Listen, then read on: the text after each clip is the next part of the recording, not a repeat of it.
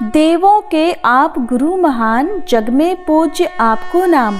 सुमिरन करे जो भक्तजन, पावे सब सुख धाम। ओम श्री बृहस्पति नमः। हरे कृष्ण। प्रिय श्रोताओं, आज गुरुवार यानी बृहस्पतिवार के दिन सुनिए बृहस्पतिवार व्रत की संपूर्ण कथा और आरती। बृहस्पतिवार व्रत की पौराणिक कथा के अनुसार प्राचीन समय की बात है। भारतवर्ष में एक राजा राज्य करता था।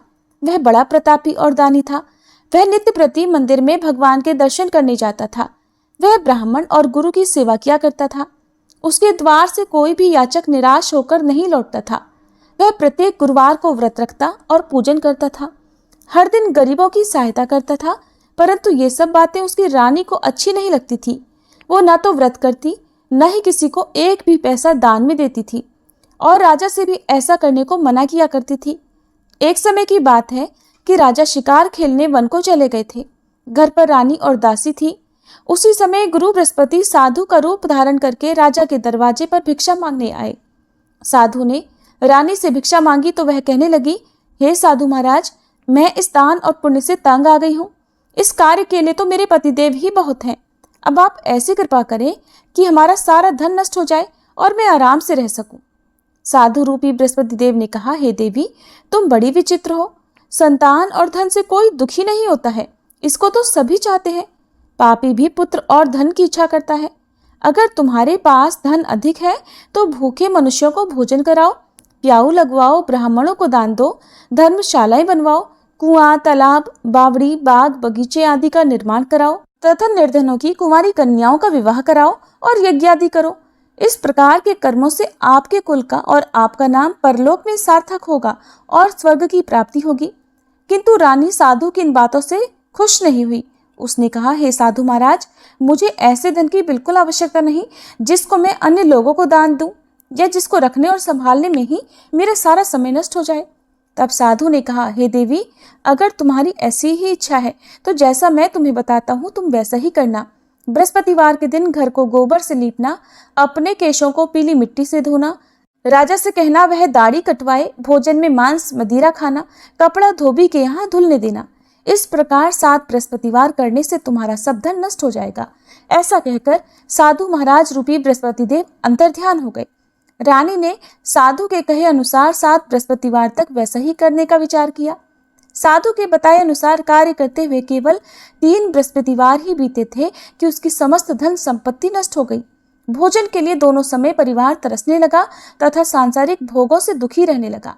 तब वह राजा रानी से कहने लगा, हे रानी, तुम यहाँ पर रहो, मैं दूसरे देश को जाता हूँ। क्योंकि यहाँ पर मुझे सभी मनुष्य जानते हैं, इसलिए मैं यहाँ कोई काम नहीं कर सकता। मैं परदेश जा रहा हूँ, वहाँ कोई काम धंधा करूँगा, शायद हमारे भाग्य बदल जाए। ऐसा कहकर राजा परदेश चला गया। वह वहां जंगल से लकड़ी काटकर लाता और शहर में बेचता। इस तरह जीवन व्यतीत करने लगा। इधर राजा के बिना रानी और दासियां दुखी रहने लगी। किसी दिन भोजन मिलता और किसी दिन जल पीकर ही रह जाती। एक बार रानी और दासियों को 7 दिन तक बिना भोजन के रहना पड़ा तो रानी ने अपनी दासी से कहा, हे दासी, यहाँ पास ही के नगर में मेरी बहन रहती है, वह बड़ी धनवान है। तू उसके पास जा और वहां से 5 सेर बेझर मांग कर ले आ, जिससे कुछ समय के लिए गुजर हो जाएगा। दासी रानी की बहन के पास गई। रानी की बहन उस समय पूजा कर रही थी। दासी ने रानी की बहन से कहा, हे रानी, मुझे आपकी बहन ने भेजा है, मुझे 5 सेर बेझर दे दो। दासी ने ये बात अनेक बार कही, परंतु रानी की बहन ने कोई उत्तर नहीं दिया, क्योंकि उस समय वह बृहस्पतिवार की कथा सुन रही थी। जब दासी को रानी की बहन से कोई उत्तर नहीं मिला तो वह बहुत दुखी हुई। उसे क्रोध भी आया। वह लौटकर रानी से बोली, हे रानी, आपकी बहन तो बहुत ही घमंडी है। वह तो छोटे लोगों से बात भी नहीं करती। मैंने उससे बहुत बार कहा, लेकिन उसने कोई उत्तर नहीं दिया। मैं वापस चली आई। रानी बोली, हे दासी, इसमें उसका कोई दोष नहीं है। जब बुरे दिन आते हैं तब कोई सहारा नहीं देता।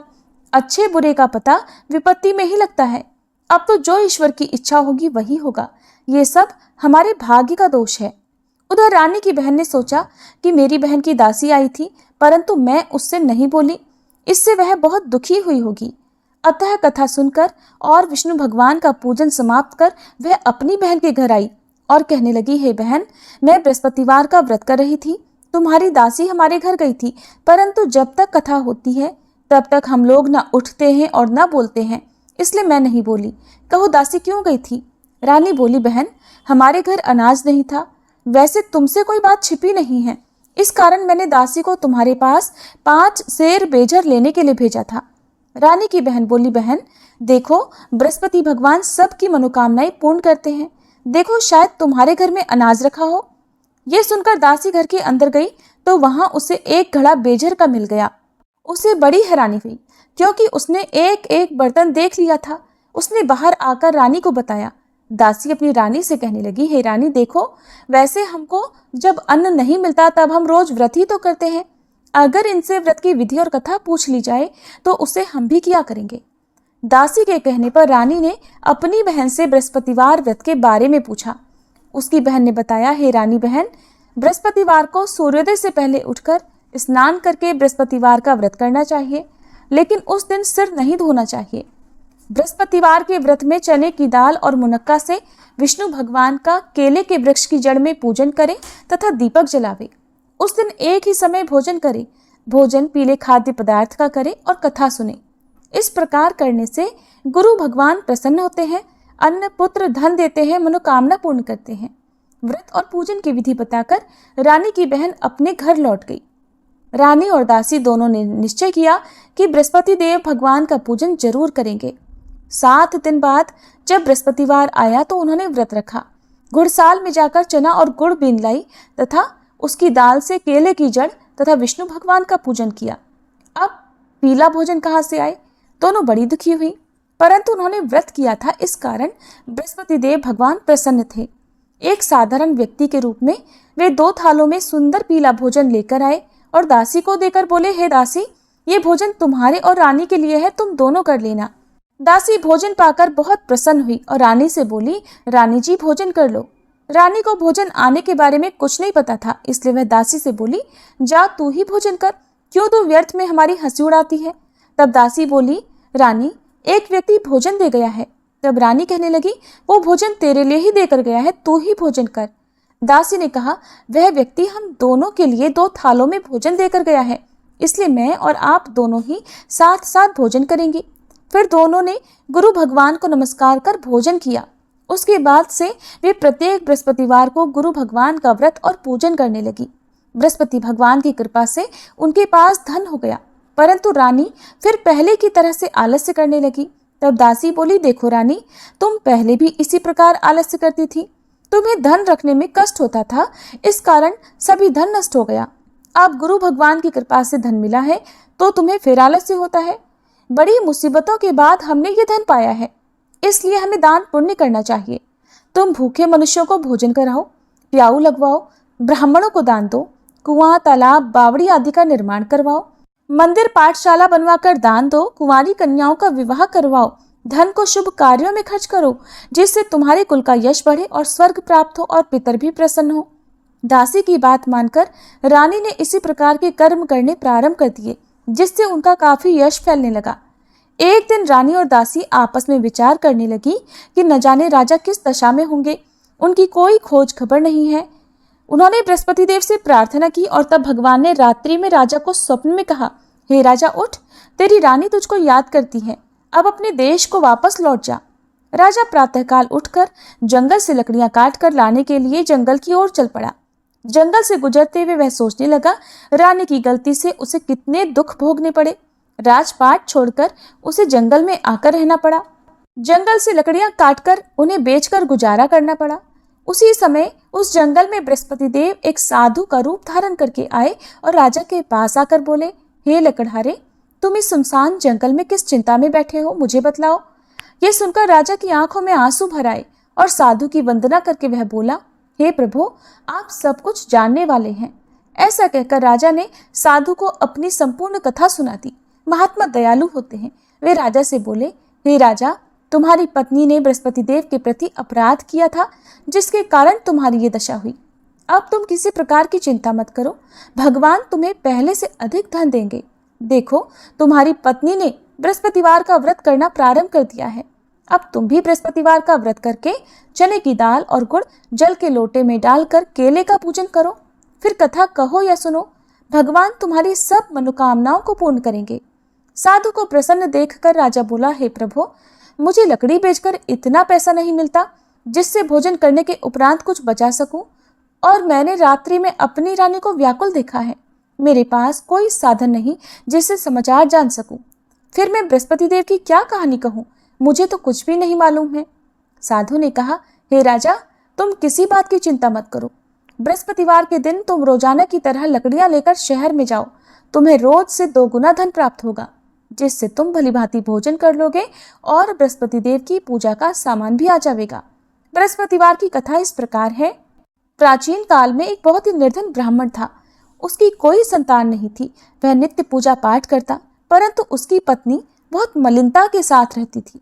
वो न तो स्नान करती और न किसी देवता का पूजन करती थी। प्रातःकाल उठते ही सबसे पहले भोजन करती, बाद में कोई अन्य कार्य करती। ब्राह्मण देवता बहुत दुखी रहते थे। पत्नी को बहुत समझाते, किंतु कोई परिणाम नहीं निकलता। भगवान की कृपा से ब्राह्मण की पत्नी के कन्या उत्पन्न हुई। वह कन्या अपने पिता के घर में बड़ी होने लगी। वह बालिका प्रातः स्नान करके भगवान विष्णु का जप करती। वह बचपन से ही बृहस्पतिवार का व्रत भी करने लगी थी। पूजा पाठ समाप्त कर स्कूल जाती तो अपनी मुट्ठी में जौ भरकर ले जाती और पाठशाला जाने के मार्ग में डालती जाती। वही जौ सोने के हो जाते तो लौटते समय उनको बीनकर घर ले आती। एक दिन वह बालिका सूप में उन सोने के जौ को फटक कर साफ कर रही थी। तभी उसकी माँ ने देख लिया और कहने लगी, हे बेटी, सोने के जौ को फटकने के लिए सोने का सूप होना चाहिए। दूसरे दिन गुरुवार था। उस कन्या ने व्रत रखा और बृहस्पति देव से प्रार्थना करके कहा, हे प्रभु, यदि मैंने सच्चे मन से आपकी पूजा की हो तो मुझे सोने का सूप दे दो। बृहस्पति देव ने उसकी प्रार्थना स्वीकार कर ली।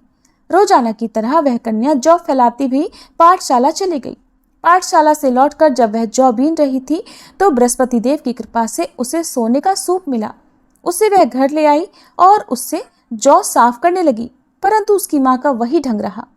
एक दिन की बात है, वह कन्या सोने के सूप में जौ साफ कर रही थी। उस समय उस नगर का राजकुमार वहां से होकर निकला।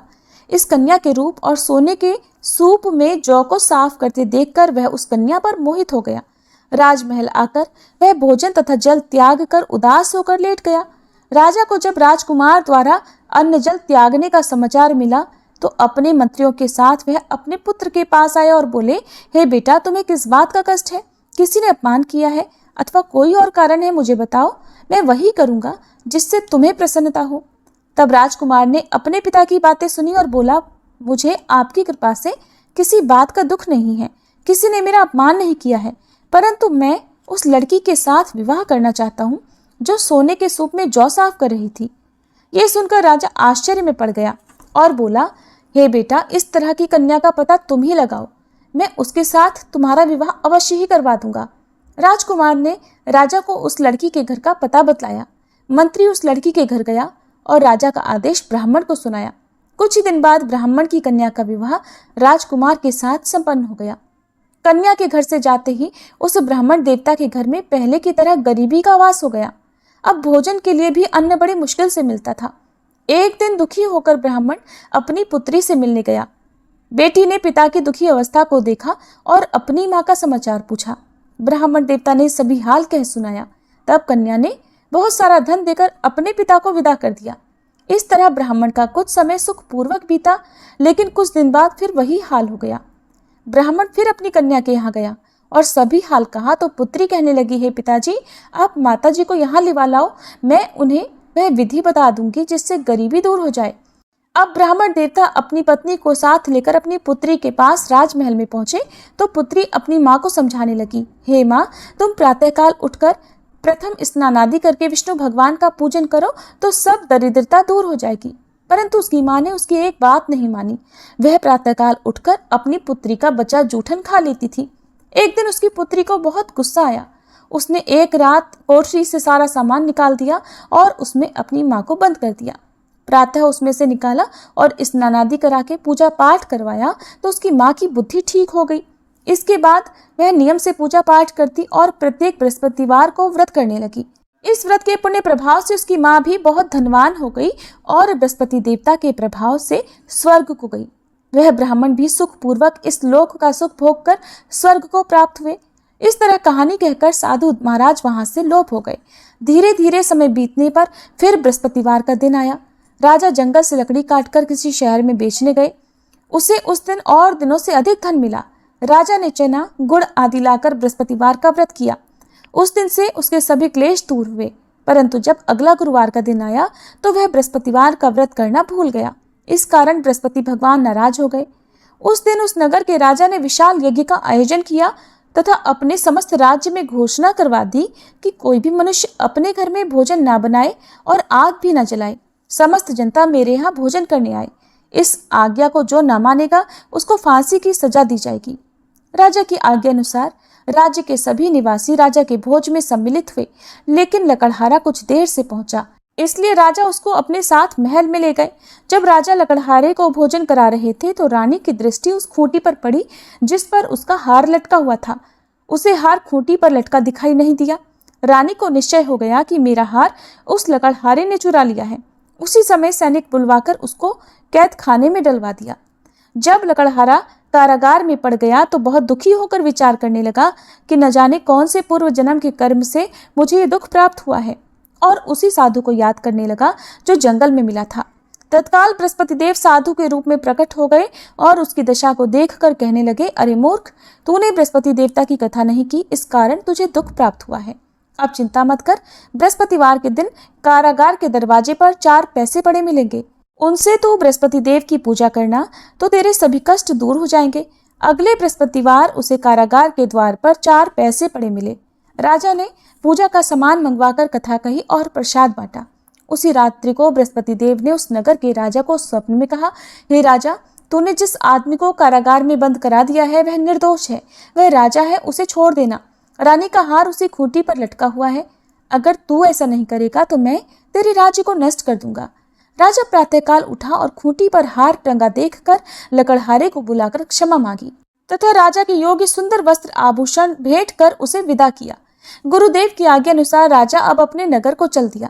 राजा जब नगर के निकट पहुंचा तो उसे बड़ा ही आश्चर्य हुआ। नगर में पहले से अधिक बाग, तालाब और कुएं तथा बहुत सी धर्मशाला, मंदिर आदि बने हुए हैं। राजा ने पूछा कि ये किसका बाग और धर्मशाला है? तब नगर के सब लोग कहने लगे, ये सब रानी और दासी द्वारा बनवाए गए हैं। राजा को आश्चर्य हुआ और गुस्सा भी आया।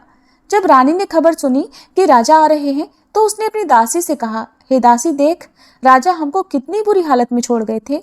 वह हमारी ऐसी हालत देख कर लौट ना जाए, इसलिए तो दरवाजे पर खड़ी हो जा। रानी की आज्ञा अनुसार दासी दरवाजे पर खड़ी हो गई। जब राजा आए तो उन्हें अपने साथ महल में लिवा लाई। तब राजा ने क्रोध करके अपनी तलवार निकाली और पूछने लगा, बताओ, ये धन तुम्हें कैसे प्राप्त हुआ है? तब रानी ने बताया, हमें ये सब धन बृहस्पति देव के व्रत के प्रभाव से प्राप्त हुआ है। राजा ने तब निश्चय किया कि 7 रोज बाद तो सभी बृहस्पति देव का पूजन करते हैं, परंतु मैं रोजाना दिन में 3 बार कथा कहा करूंगा तथा रोज व्रत किया करूंगा। अब हर समय राजा के दुपट्टे में चने की दाल बंधी रहती तथा दिन में 3 बार वह कथा कहता। एक दिन राजा ने विचार किया कि चलो अपनी बहन के यहाँ आवे। इस तरह का निश्चय कर राजा घोड़े पर सवार होकर अपनी बहन के यहाँ चल पड़ा।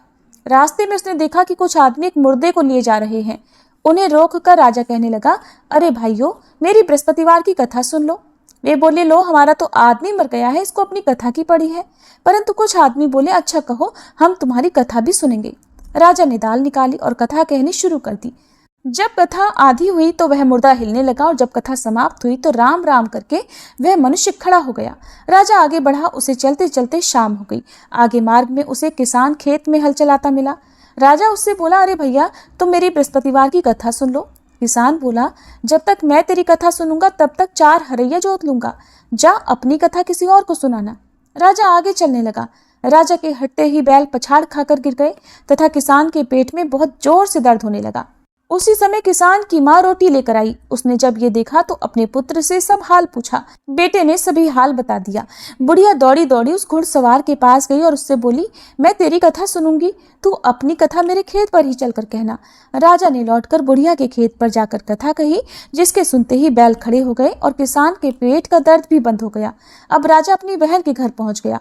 बहन ने भाई की खूब मेहमानी की। दूसरे दिन प्रातःकाल राजा जगा तो देखने लगा कि सब लोग भोजन कर रहे हैं। राजा ने अपनी बहन से पूछा कि ऐसा कोई मनुष्य है जिसने भोजन ना किया हो, जो मेरी बृहस्पतिवार की कथा सुन ले।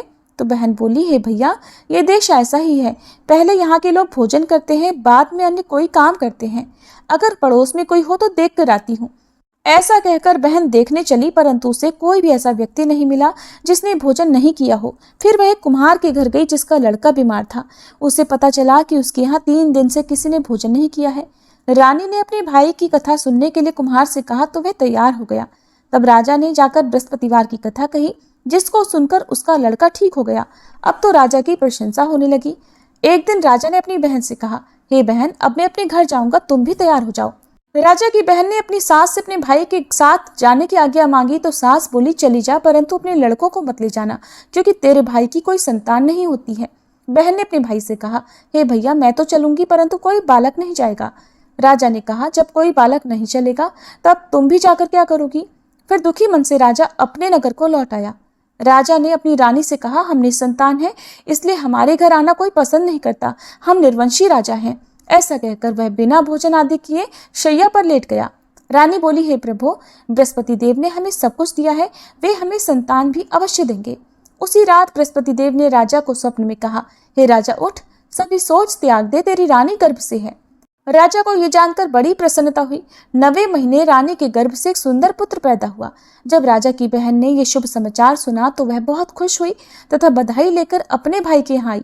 तभी रानी ने कहा, घोड़ा चढ़कर तो नहीं आई, गधा चढ़ी आई। राजा की बहन बोली, भाई, मैं इस प्रकार न कहती तो तुम्हें संतान कैसे मिलती? बृहस्पति देव ऐसे ही हैं, जिसके मन में जो कामनाएं रहती है सभी को पूर्ण करते हैं। जो सद्भावना पूर्वक बृहस्पतिवार का व्रत करता है और कथा पढ़ता है अथवा सुनता है, दूसरों को सुनाता है, बृहस्पति देव उसकी सभी मनोकामनाएं पूर्ण करते हैं। बृहस्पति देव उनकी सदैव रक्षा करते हैं। जो संसार में सद्भावना और सच्चे मन से बृहस्पति देव का पूजन करते हैं, उनकी सभी मनोकामनाएं उसी प्रकार पूर्ण होती हैं जैसे रानी और राजा ने बृहस्पति देव की कथा का गुणगान किया, उनकी सभी इच्छाएं बृहस्पति देव ने पूर्ण की। मनुष्य को हृदय से उनका मनन करते हुए जयकार करनी चाहिए। प्रेम से बोलिए, बृहस्पति देवता की जय। ये थी बृहस्पतिवार व्रत कथा। अब सुनिए आरती। ओम जय बृहस्पति देवा, स्वामी जय बृहस्पति देवा, छिन छिन भोग लगाऊं, कदली फल मेवा। ओम जय बृहस्पति देवा। तुम पूर्ण परमात्मा, तुम अंतर्यामी, स्वामी तुम अंतर्यामी। जगत पिता जगदीश्वर, जगत पिता जगदीश्वर, तुम सबके स्वामी। ओम जय बृहस्पति देवा। चरणामृत निज निर्मल, सब पातक हरता, स्वामी सब पातक हरता। सकल मनोरथ दायक, सकल मनोरथ दायक, कृपा करो भरता। ओम जय बृहस्पति देवा। तन मन धन अर्पण कर, जो जन शरण पड़े, स्वामी जो जन शरण पड़े। प्रभु प्रकट तब होकर, प्रभु प्रकट तब होकर, आकर द्वार खड़े। ओम जय बृहस्पति देवा। दीन दयाल दयानिधि, भक्तन हितकारी, स्वामी भक्तन हितकारी। पाप दोष सब हरता, पाप दोष सब हरता, भव बंधन हारी। ओम जय बृहस्पति देवा। सकल मनोरथ दायक, सब संशय तारो, स्वामी सब संशय तारो। विषय विकार मिटाओ, विषय विकार मिटाओ, संतन सुखकारी। ओम जय बृहस्पति देवा। जो कोई आरती तेरी प्रेम सहित गावे, स्वामी प्रेम सहित गावे। ज्येष्ठानंद बंद सो सो निश्चय पावे। ओम जय बृहस्पति देवा। ओम जय बृहस्पति देवा, स्वामी जय बृहस्पति देवा। छिन छिन भोग लगाऊं, कदली फल मेवा। ओम जय बृहस्पति देवा। कथा समाप्त। प्रेम से बोलिए बृहस्पति देवता की जय। श्री विष्णु भगवान की जय।